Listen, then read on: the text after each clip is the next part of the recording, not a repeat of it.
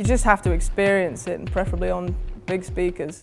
You're always were into the music because of your parents. Also, they're also into music. But I can imagine that when you're young, at one part it seems interesting, but on the other hand, you get maybe some overkill about music. Did you never experience that? Like, because when you're young, you always want to stay back from the things your parents do. That you maybe thought sometime from, no, I definitely don't want to go into the music. It's a strange thing because a lot of people ask me how I went about rebelling, and I didn't, because quite often when you're brought up by musicians, you have to be a really old head on young shoulders, you know. So I was very grown up.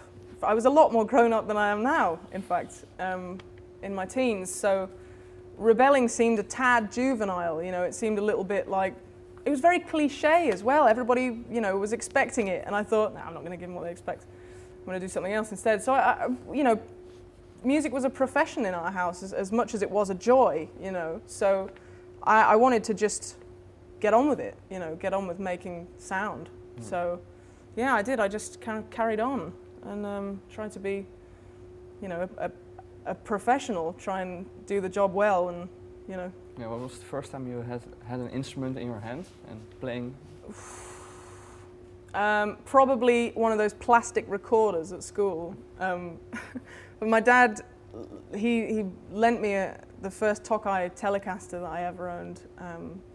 Was when he owned a music venue, and somebody took it off at the end of the gig and threw it at the stage. And it was a very valuable guitar, and Dad just went, "Do you not want that?" And they were like, "No, we don't want it." And it's one of the 80s Tokais, you know, it's just wonderful guitars. So it was a really good start having that one. Probably when I was 16, I never played an instrument before that. Okay. Yeah, I was, I said I wanted to give up recorder in school, and I was threatened. They threatened me every time I tried to quit, and I got thrown out of choir in secondary school pretty swiftly.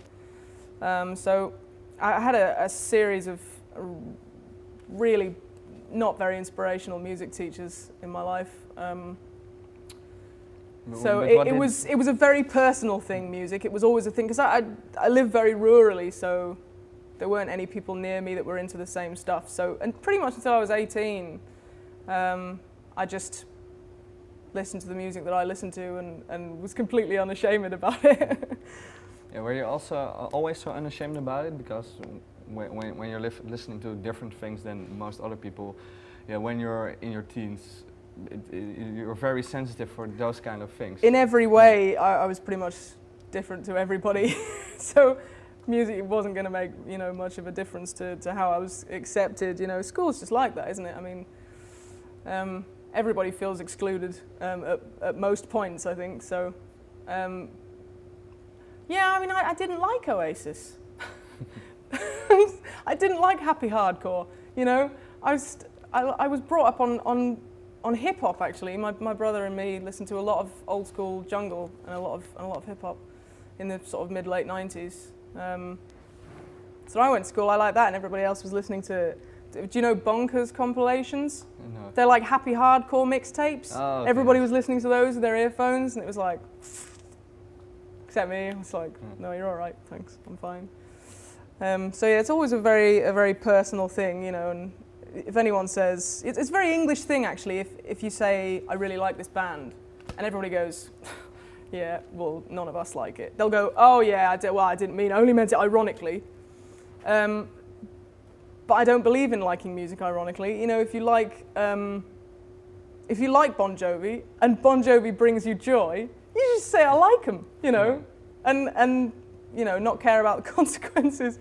But that, you know, I find that with the German audience, you know, they just kind of, if they like something, they like it. They'll go and see it. You know, it doesn't have to be accepted by anyone. They like it. They'll go and see it.